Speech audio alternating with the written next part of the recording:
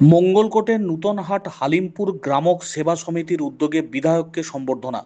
পূর্ব বর্ধমান জেলার মঙ্গলকোট বিধানসভার বিধায়ক শিশির ঘোষ মহাশয়কে সম্বর্ধনা জানানো হলো নূতনহাট হালিমপুর গ্রামক সেবা সমিতির উদ্যোগে। সাথী অনুষ্ঠান ভবনে একটি বিশেষ দলীয় কর্মসূচিতে উনি এসেছিলেন, আর ওই অনুষ্ঠানে বিধায়ককে সম্বর্ধনা জানানো হয়। ওই এনজিও সংস্থার সেক্রেটারি হায়দার আলী জানান, বিধায়ক পাশে থাকার আশ্বাস দিয়েছেন। মঙ্গলকোট থেকে আমিরুল ইসলামের রিপোর্ট। আজকে আমাদের সাথী অনুষ্ঠান ভবনে বিধায়ক সাহেবের একটা কর্মসূচি ছিল। সেই কর্মসূচি শেষে আমাদের একটা হালিমপুর গ্রামক সেবা সমিতি বলে একটা এনজিও আছে। সেই এনজিও পক্ষ থেকে আমরা যতজন বডি মেম্বার ছিলাম সবাই মিলে আমাদের বিধায়ক শিশির ঘোষ মশাইকে আমাদের পক্ষ হইতে সম্বর্ধনা জানানো হলো। কি আশ্বাস দিলেন উনি?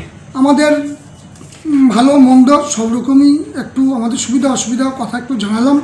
উনি বললেন, ঠিক আছে, আপনাদের যা সমস্যা হবে আমাকে জানাবেন, যথাসাধ্য চেষ্টা আমরা সমস্যার সমাধান করে দেবো। আপনি কি পদে রয়েছেন? আমি আছি হালিমপুর গ্রামক সেবা সমিতির সেক্রেটারি।